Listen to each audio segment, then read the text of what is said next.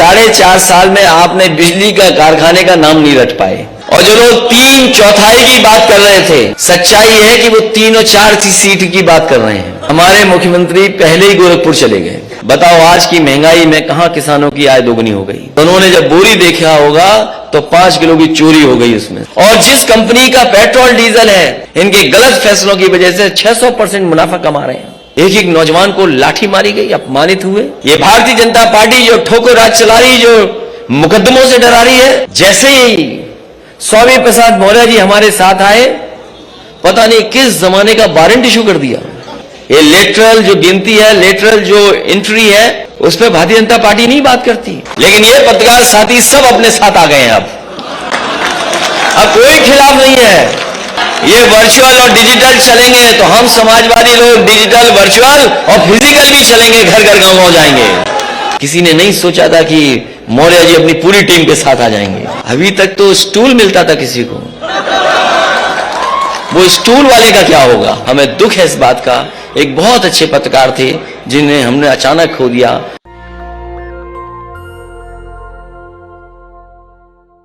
मैं सबसे पहले आदरणीय स्वामी प्रसाद मौर्य जी का बहुत बहुत धन्यवाद दूंगा।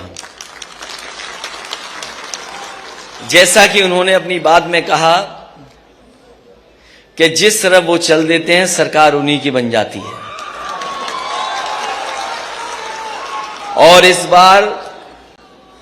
बार भी पहले की तरह अकेले नहीं चले हैं, बड़ी संख्या में अपने साथ लोगों को लेकर के आए हैं। ये जो लोग गिनती गिन रहे थे, कभी 80, कभी 20, और कहते थे 3/4 सीटें जीत करके आ रहे हैं। अभी कुछ दिन पहले हम लोगों ने कहा था कि मुख्यमंत्री जी, कोई रटने वाला अध्यापक लगा लो जो आपको रटाए, क्योंकि 4.5 साल में आपने बिजली का कारखाने का नाम नहीं रट पाए। अब मुझे लगता है कि रटने के साथ साथ उन्हें गणित का भी अध्यापक रहना पड़ेगा। ये जो 80 और 20 की बात कर रहे हैं, 80% लोग तो समाजवादी पार्टी के साथ समर्थन में खड़े ही हो गए थे। उन समाजवादी पार्टी के साथ जो गठबंधन था, उसके साथ खड़े ही हो गए थे। और जिन जिन लोगों ने आज मंच को देखा होगा, इस मैदान को देखा होगा, और स्वामी प्रसाद मौर्य जी की बात सुनी होगी, 20% भी उनके खिलाफ हो गए होंगे। तो अब भारतीय जनता पार्टी का सफाया होना तय है। अब कोई रोक नहीं सकता। और जो लोग 3/4 की बात कर रहे थे, सच्चाई है कि वो 3 और 4 सीट की बात कर रहे हैं। और मैं आप सबको, आज बहुत ही शुभ दिन है। इधर नए साल के बाद ये त्योहार ऐसा है, बड़ी हर्षोल्लास के साथ मनाया जाता है। और हमें लगता है सरकार के लोगों को पहले ही पता लग गया था कि यहां पर स्वामी प्रसाद मौर्य जी के साथ, धर्मपाल सैनी जी के साथ, धर्म सिंह सैनी जी के साथ बड़ी संख्या में लोग आ रहे होंगे। हमारे मुख्यमंत्री पहले ही गोरखपुर चले गए। हालांकि उनकी किसी ने टिकट बुक कर रखी है। वो 11 तारीख की टिकट थी, लेकिन आप लोगों के आ जाने से आज ही वो गोरखपुर चले गए। और जरूरी है इन्हें वापस भेजना। इसलिए जरूरी है इन्हें वापस भेजना कि अगर पीछे मुड़ के देखें हम, तो उत्तर प्रदेश को इन्होंने बर्बाद कर दिया है। आज भारतीय जनता पार्टी के पास कोई ठोस उपलब्धि नहीं है। ये वही भारतीय जनता पार्टी के लोग हैं जिन्होंने किसानों को भरोसा दिलाया था कि सरकार आ जाएगी तो किसानों की आय दोगुनी हो जाएगी। यहां जितने लोग बैठे हैं सब किसान और किसानी से जुड़े लोग हैं। बताओ आज की महंगाई में कहां किसानों की आय दोगुनी हो गई। और कोई फसल, किसी पैदावार को सरकार ने खरीदा नहीं। जिस समय किसान को खाद की जरूरत थी, ये खाद नहीं दे पाई सरकार। और हमारे किसान को अगर खाद मिल भी गई तो उन्होंने जब बोरी देखा होगा तो 5 किलो की चोरी हो गई उसमें से। ये भारतीय जनता पार्टी के वो लोग हैं जिन्होंने डीजल पेट्रोल महंगा कर दिया। आज पेट्रोल 100 से पार है, और जिस कंपनी का पेट्रोल डीजल है, इनके गलत फैसलों की वजह से 600% मुनाफा कमा रहे हैं। पिछले अगर महीनों का आकलन करें तो 600% मुनाफा कमा रहे हैं। और ये गरीबों की जेब को काट करके अमीरों की तिजोरी भरने का काम कोई कर रहा है तो वो भारतीय जनता पार्टी के लोग हैं। जहां कई मौके हम लोगों ने देखे हैं, बहुत सी बातें अभी कही जा चुकी हैं, लेकिन हम ये कह सकते हैं कि जो गिनती हम लोगों ने बताई थी, मंच पे बैठे हुए लोग और यहां पर आए हुए सभी हमारे साथी, और जो लोग समाजवादी रास्ते पर हैं और अंबेडकरवादी लोग हैं, ये दोनों लोग मिलकर के हो सकता है आक्रोश का साथ ले लेंगे तो हो सकता है 400 सीटें भी ये गठबंधन जीत जाए। क्योंकि जनता बैठी है, बदलाव के लिए बैठी है। जनता बदलाव के लिए बैठी है। जनता परिवर्तन चाहती है। यही नौजवान यहां पर आए अपने हक और सम्मान मांगने। एक एक नौजवान को लाठी मारी गई, अपमानित हुए, और न जाने कितने लोगों को मुकदमे से डराया गया। ये भारतीय जनता पार्टी जो ठोकर राज चला रही, जो मुकदमों से डरा रही है, जैसे ही स्वामी प्रसाद मौर्य जी हमारे साथ आए, पता नहीं किस जमाने का वारंट इशू कर दिया। किस जमाने का वारंट इशू। और दूसरे हमारे गठबंधन के, अपना दल के, उनका जब से साथ मिला है, लगातार उनकी जांच हो रही है। लगातार उन्हें परेशान किया जा रहा है, कब्जा किया जा रहा है। और कौन भूल जाएगा डिजिटल इंडिया की गड़बड़ी। छापा मारना था किसी और के यहां, छापा मार लिया अपने यहां। इसलिए अब तो चुनाव आ गया है। इसी दिन का तो इंतजार कर रहे थे हम लोग कि चुनाव कब आएगा। अब साइकिल का हैंडल भी ठीक है और दोनों पहिए भी ठीक हैं अब। और पैडल चलाने वाले देखो कितने हमारे नौजवान साथी दिखाई दे रहे हैं। अब कोई नहीं रोक सकता रफ्तार को। जब समाजवादी और अंबेडकरवादी साथ आ गए तो कोई नहीं रोक सकता। कई मौकों पर गुमराह किया गया, कई मौकों पर नफरत फैलाई गई, और कभी कभी आरोप लगाने का काम हुआ। ये लेटरल जो गिनती है, लेटरल जो एंट्री है, उस पर भारतीय जनता पार्टी नहीं बात करती।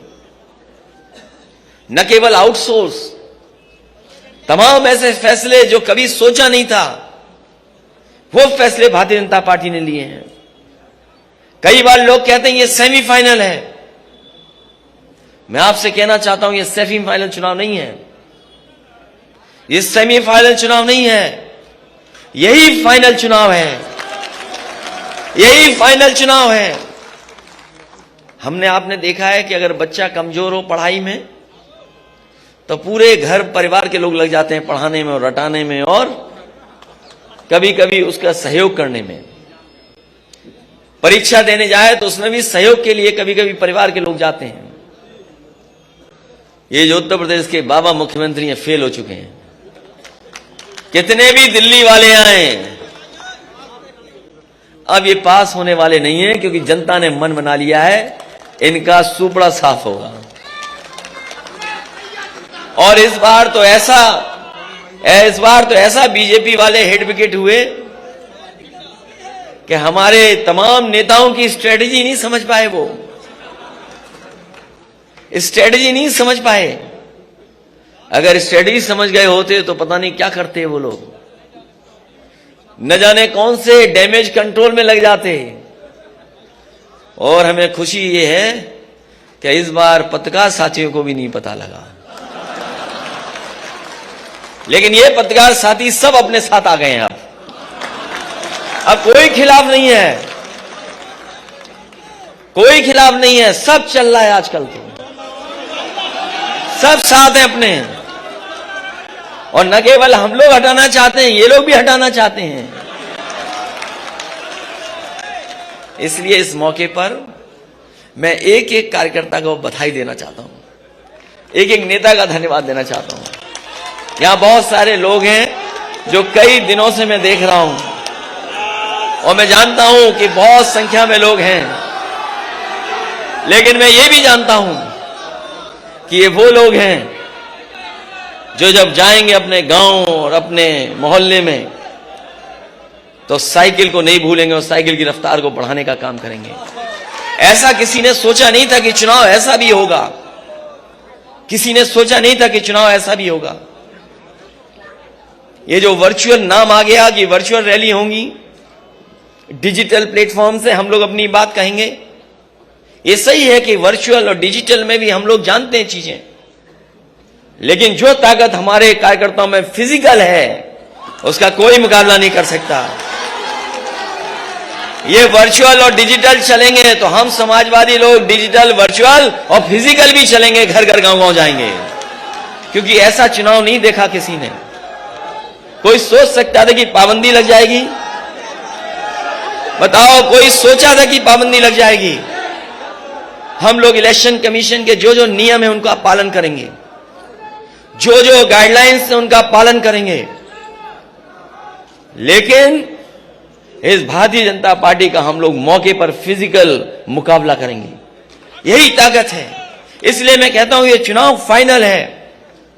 किसी ने नहीं सोचा था क्या हो जाएगा कल, किसी ने नहीं सोचा था कि छापा पड़ेगा, किसी ने नहीं सोचा था कि मौर्य जी अपनी पूरी टीम के साथ आ जाएंगे।